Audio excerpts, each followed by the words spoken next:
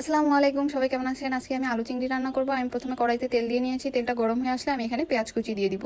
পেঁয়াজ কুচিটা আমি ভাজতে থাকবো যতক্ষণ পর্যন্ত না ব্রাউন কালার হয়ে আসতেছে। ব্রাউন কালার হয়ে আসলে আমি এখানে স্বাদমতো লবণ দিয়ে নিব, আর 2 চা চামচ আমি এখানে রসুন বাটা দিয়ে দিব। রসুন বাটাটা আপনি চাইলে দিতে পারেন, না চাইলে দেওয়ার দরকার নেই। তারপর এখানে আমি হালকা পরিমাণে পানি অ্যাড করে নিব। তারপর এখানে আমি 1 চা চামচ মরিচ গুঁড়ো, 1/2 চা চামচ হলুদ গুঁড়ো দিয়ে দিব।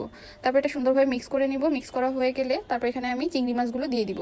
চিংড়ি মাছগুলো দিয়ে আমি এটা কষাবো। খুব সুন্দর মতো কষানো হয়ে গেলে তারপর এখানে আমি আবারও একটু পানি অ্যাড করে নিব। তারপর এখানে আমি যে আলু কুচি করে রেখেছিলাম সেই আলুগুলো দিয়ে দিব। তারপর এটা সুন্দরভাবে মিক্স করে দিয়ে আমি ঢেকে দিব আলুগুলো সিদ্ধ হওয়ার জন্য। এই যে দেখতে পাচ্ছেন আলুগুলো অলমোস্ট সিদ্ধ হয়ে গেছে আর কষানো হয়ে গেছে। এখন আমি পরিমাণ মতো 2 কাপের মতো আমি এখানে পানি দিয়ে দিয়েছি। এখান থেকে আমি আর কি হালকা মাখা মাখা একটা ঝোল রাখবো, এই জন্য আমি 2 কাপের মতো পানি দিয়ে নিয়েছি। আপনারা যদি আরও কম ঝোল রাখতে চান সেক্ষেত্রে আপনারা আরও কম পানি দিবেন।